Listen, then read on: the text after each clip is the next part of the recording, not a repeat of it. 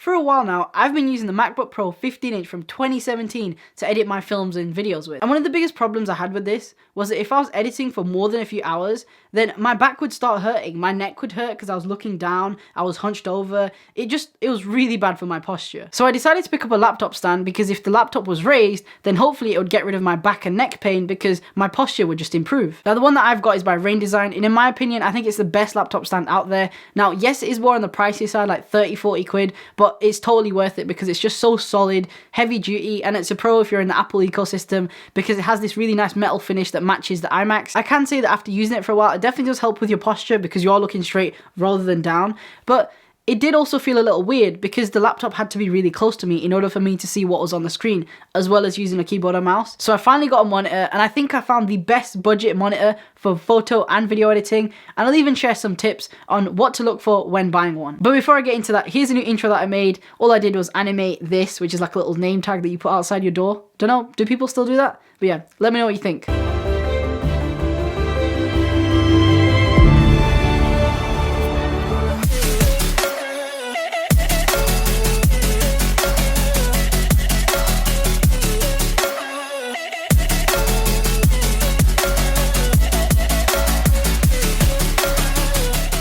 What's up ladies and gents, great to see your amazing faces. My name's Tilak, I'm a filmmaker, and on here we talk about pro filmmaking tips and help you guys get the best out of your gear to tell better stories, and from time to time I also do vlog my journey. I've got more exciting videos coming soon, so if any of that sounds good to you, then feel free to hit the subscribe button and the little bell next to it so you're notified when I drop a video on Tuesday and Thursday. I can't wait to make an amazing community of filmmakers down in the description so we can help each other out. After doing lots of research, the monitor that I decided to go with was the Asus PB278 QV 27-inch professional monitor. It has a 27-inch IPS panel with a resolution of 2560 by 1440, and it's also got 100% sRGB coverage, which is really important, and I'll let you guys know why later on in the video. But I want to start by talking about what my criteria was, what I was looking for, and what you guys should pay attention to when you're looking for a monitor as well. Surprisingly, there's actually a lot of things you've got to consider before you just go out and buy a monitor, and I know it can be pretty overwhelming, which is why I'm going to try and simplify it as best as I can. So these are the 3 key areas that you want to focus on,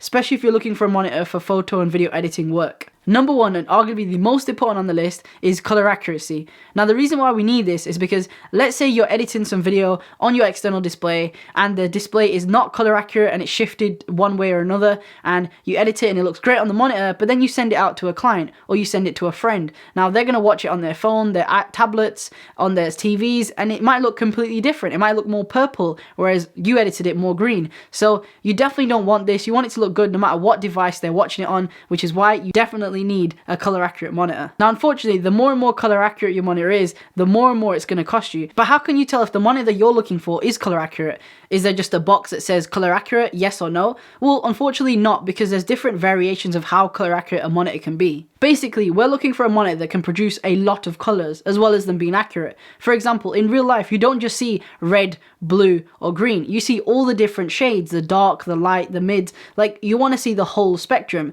So in the same way, when it comes to monitors, some of them can show a lot of colors, some of them can show less. Obviously, the more colors it can show, the more expensive it's going to be. We're looking for 100% coverage or more of a certain color space. Now, a few examples of color spaces are sRGB, Rec 2020, DCI P3, wide color gamut, and what these are a selection of colors that the monitor can display. The sRGB color gamut is something that's very commonly found in a lot of consumer products like monitors, but unfortunately a lot of the low-end stuff only has like 70 to 80% coverage. So what we're looking for is something that has at least 100% or more coverage off the sRGB color space. Number 2 is screen size and resolution. Now a lot of people think you can just mix and match these and it doesn't really matter, but they actually go hand in hand. Now the most common sizes out there, and the ones from which I think you should pick from, is the 24-inch, the 27-inch, and the 32-inch. And even though companies make monitors at different resolutions, there is this set of rules that everyone should follow. So if you're getting a 24-inch monitor, it needs to have a resolution of at least 1920 by 1080. If you get a 27-inch monitor, that bumps up to 2560 by 1440. And then if you get a 32-inch monitor, it then goes up to a resolution of 4K. And this will basically ensure that whatever size that you get, everything will appear sharp as it should. Now, for example, if you were to get a 27-inch but only 1080p, then the text might look a little soft or blurry at points. Again, this isn't a big deal, but for example, if you're doing a lot of typing or reading, your eyes might feel a little weird because it looks like it's a little blurry when it's not. So if you're picking one of those screen sizes, make sure that you at least get the resolution that I did mention. For me personally, I went with the 27-inch because it's a great middle ground, not too small, not too big, and I can see my timeline great. I can see all the scopes, the viewer, the timeline. So if you're video editing, then I highly recommend 27 inches. 24 inches a little small. The only time I'd recommend going to a 32-inch is if you need the 4K screen and you shoot a lot of 4K. Number 3 is what type of panel do you want? Do you want IPS, TN, or VA? Now, I think this is an easy category because most of those are very specific to how you're going to use it. But in most cases, I feel like IPS should be the way to go. Unless you're a gamer, then maybe look at a TN panel because it has a really fast refresh rate, but unfortunately, it has a very poor image quality. So most cases, IPS is going to be great because it has great consistent colors and it does have a relatively quick response time. Here's some extra features that a lot of people do think about. Again, these aren't necessary, but they do just add to the aesthetics. So firstly, slim bezels along the sides, top and bottom. This just makes the monitor look really clean. I didn't get that because it was just a trade-off at the price point. Also, having the ability to change the height and orientation is actually so useful because some monitors you just can't do this with, whereas mine, you can actually make it perfect height. And also, I can put mine in horizontal mode, which a lot of editors do just so they can put all their clips, their source media in one area. Again, thinking about future-proofing what you're buying. There's also VESA mount, which is these 4 holes on the back of your monitor where you can take off the current stand and you can put on something like a wall mount or an arm which fits onto your desk and add more screens. So again, freeing up your desk area,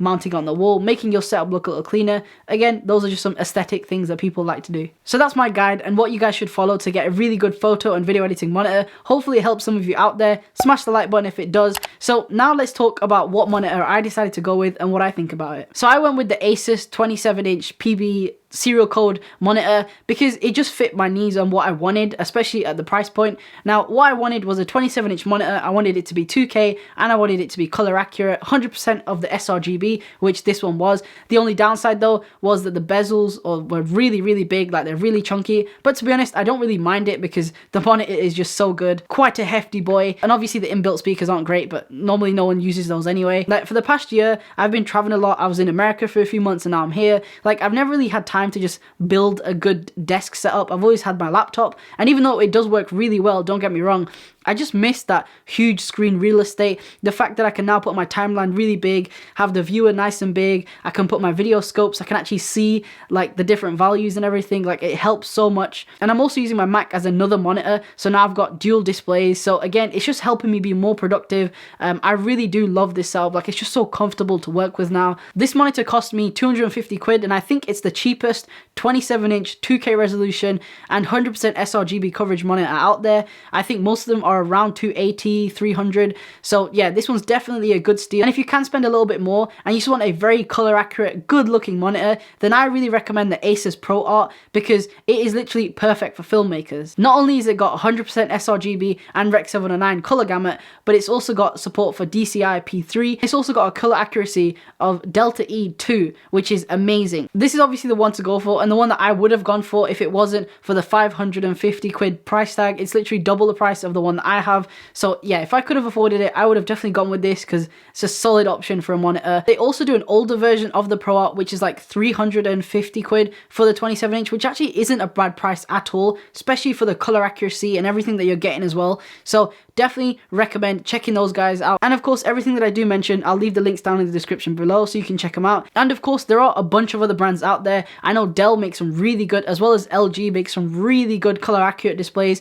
I think LG even do a 5K one. And I'd love to know which monitors you guys are rocking right now or potentially looking to buy that I've not already mentioned. Comment them down below. I'd love to have a discussion, help each other out, because that's what we're all about. Ooh, and I do believe that's all I've got for you guys. Hopefully your monitor game is now on point. You know exactly what type of monitor that you should be looking for. Thank you so much for watching. Hopefully you liked it. Let me know what you want to see next. Intro, outro. Let me know what you think.